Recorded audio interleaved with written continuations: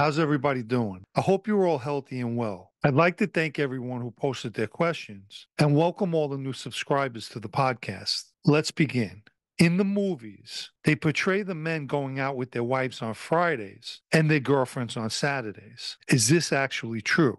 Partially, yes. And of course, this didn't apply to every guy in the life. But it's true. Certain guys took their girl, or rather gomada, out on a certain night and would deem a night like Saturday to take their wife out. Once someone's falsely labeled, is there any way to clear their name? I guess that would depend on what label's being placed on them. It's definitely a difficult life to navigate, especially when the only person you could fully trust is yourself.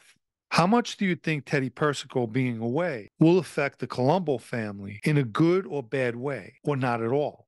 And what do you think his position will be when he's out? Presently, the Colombos have an acting boss in place, so I don't see Teddy being away having any real effect on the family. As for his position once released, and this may not be immediate since he'll be on paper federal probation, but in my opinion, at some point, he'll be the boss of the family. And again, that's just my opinion. In prison, do members still associate according to family ties, or do they all just become one family?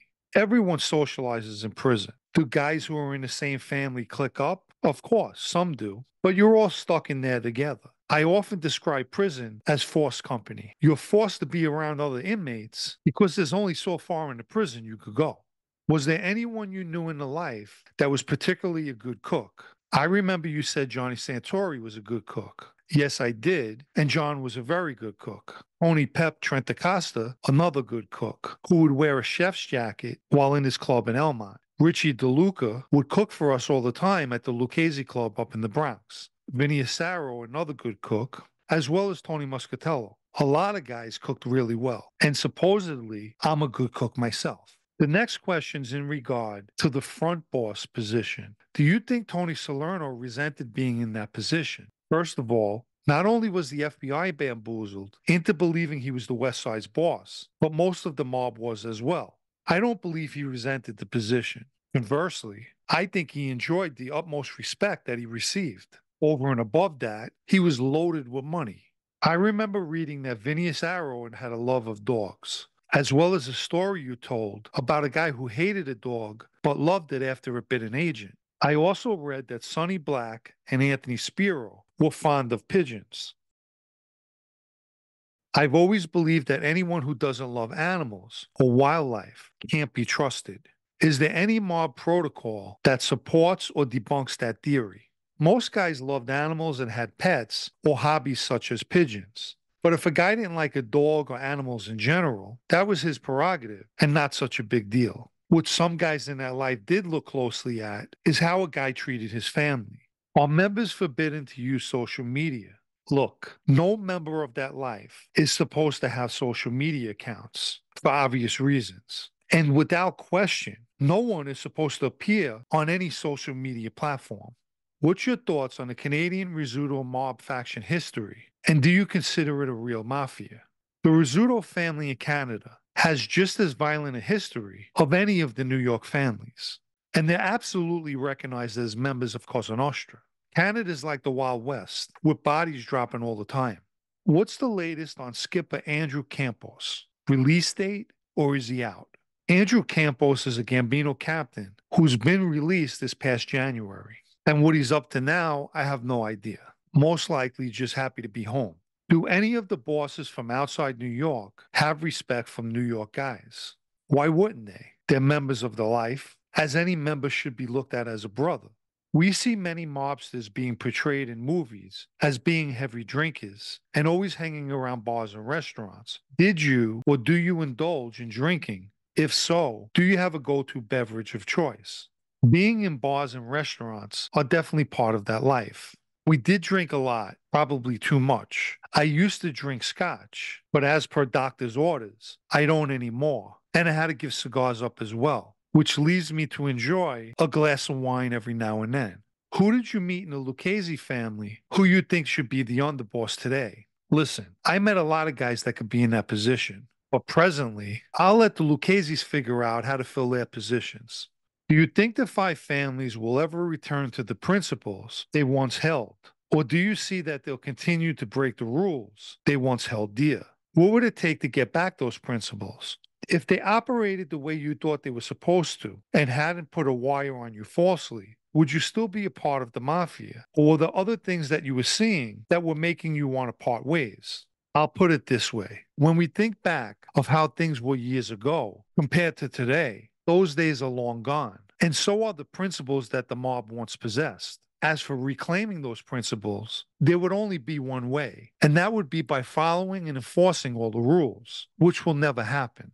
I began to see things that didn't sit well with me shortly after my induction. However, I remained true to my oath for the following 5 years. And in all honesty, despite what my feelings on that life and the people in it may be now, had I not been falsely accused, I would still be a member of the Lucchese family today. Let me be clear, that's not my wish. But had none of the things taken place that did, I did believe in the life and would still be a member of it.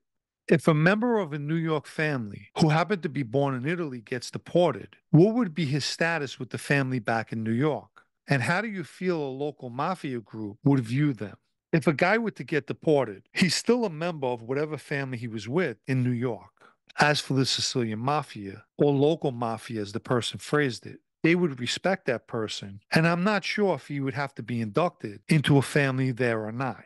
If a family has a boss, acting boss, and underboss, how do their roles and positions differ? Who do their subordinates listen to? And if an order is given, who do they listen to if they don't agree? And are young members lying in wait for a boss position? And will they take the mafia in a different direction in modern times? Typically, when a family has an acting boss, it's most likely the boss is in prison. Nonetheless, a boss, acting boss, and underboss are all part of the family's administration, along with the consigliere. Members of the family will take direction from any one of them, and when an order is given, it's to be obeyed, no matter what your opinion is. Younger members are naturally filled with ambition. But in present day, they could only take the family into further decline because, as I stated over and over, the rules are no longer followed. Rules that was once the mob's foundation. Let me quickly mention the super thanks icon found beneath this video in the three-dot drop-down that's put there for anyone that wants to show appreciation or support for this podcast. With the increase of surveillance cameras, informants, and cooperators, do you think it's possible the mob will abandon murder permanently? Currently, the mob came to the realization that murders bring the government down on them, naturally followed by indictments. What I find amazing, or rather disturbing, is that there are people who are actually disappointed by this fact and would salivate if someone was found in the trunk or left laying in the street. But how would they feel if it was one of their relatives? Or better yet, if it was them with two in their head? And lastly, if you did not go to prison when you did, do you think you would have still ended up in the life? Do you think some of us are destined to be criminals? I went to prison when I was 20 years old. Prior to that, I was a criminal who never left his house without a pistol. And had I not gone to prison, I would have most likely been locked up for something else. As far as ending up in that life, I'll say it again. That life picks you, not the other way around. Regardless if a person's destined to be a criminal, people can change. Don't listen to criminals who tell you people can't. That's just the criminal mentality speaking. If a person truly wants to change, they will and can. I'll end with this. In this life, we have two options: step forward into growth or remain stagnant.